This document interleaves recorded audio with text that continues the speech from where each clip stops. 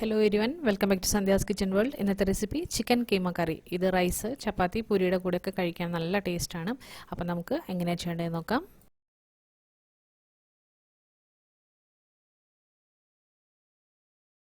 അപ്പോൾ ഒരു പാൻ എടുത്ത് വയ്ക്കുക. അതിലേക്ക് 2 ടേബിൾ സ്പൂൺ ഓയിൽ,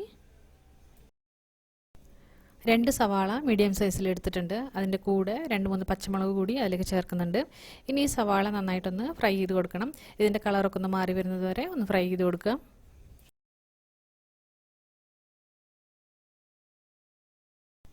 ഇനി ഇതിലേക്ക് 1 ടീസ്പൂൺ ഇഞ്ചി വെളുത്തുള്ളി പേസ്റ്റ് ചേർത്ത് കൊടുക്കുക. ഇതിൻ്റെ പച്ചമണം മാറി വരുന്നത് വരെ ഒന്ന് ഫ്രൈ ചെയ്ത് കൊടുക്കുക. ഇനി മീഡിയം സൈസിൽ 2 തക്കാളി മുറിച്ച് വെച്ചിട്ടുണ്ട്, അത് അതിലേക്ക് ചേർത്ത് കൊടുക്കാം. ഇനി ഈ തക്കാളി നന്നായി വെന്ത് നല്ല സോഫ്റ്റ് ആയി കിട്ടുന്ന വരെ ഒന്ന് വേവിച്ച് കൊടുക്കാം. നമുക്ക്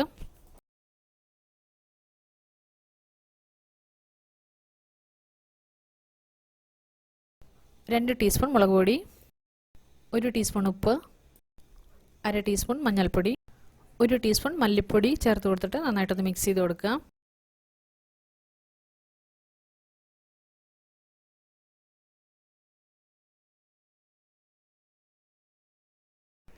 ഇനി ചിക്കൻ കീമ ചേർത്ത് കൊടുക്കാം. 1/2 കിലോ ചിക്കൻ കീമ എടുത്തിട്ടുണ്ട്. ഇത് 2-3 മിനിറ്റ് ഒന്ന് ഫ്രൈ ചെയ്ത് കൊടുക്കുക. അതിനുശേഷം ഇതൊരു 10 മിനിറ്റ് അടച്ചു വെച്ച് വേവിക്കണം. ഇതിൽ വെള്ളമൊന്നും ഒഴിക്കുന്നില്ല. ചിക്കനിൽ തന്നെ ആവശ്യത്തിന് വെള്ളമുണ്ട്. ആവശ്യമുണ്ടെങ്കിൽ മാത്രം വെള്ളം ചേർത്താൽ മതി.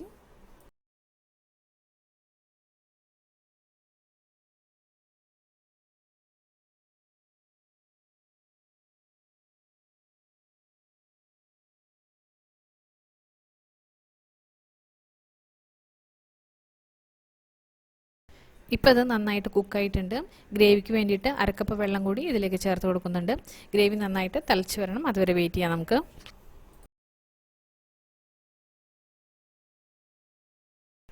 ഇനി ഇതിലേക്ക് 1 teaspoon chicken masala powder, 1/2 teaspoon garam masala powder ചേർത്ത് കൊടുത്തിട്ട് നന്നായിട്ടൊന്ന് ഇളക്കി കൊടുക്കാം. ചിക്കൻ മസാല പൗഡർ ഇല്ലെങ്കിൽ ഗരം മസാല മാത്രം ചേർത്ത് കൊടുത്താലും മതി.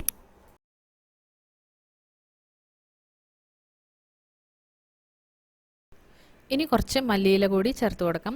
അപ്പോൾ ചിക്കൻ കീമ റെഡി ആയിട്ടുണ്ട്. എല്ലാവരും ഇതൊന്ന് ട്രൈ ചെയ്ത് നോക്കുക. വളരെ ഈസിയാണ് ഇത് ചെയ്യാൻ. റൈസിനും ചപ്പാത്തിയുടെ കൂടെ കഴിക്കാനൊക്കെ നല്ല ടേസ്റ്റാണ്. 10-15 മിനിറ്റിൽ നമുക്ക് ഈ കറി റെഡിയാക്കി എടുക്കാം.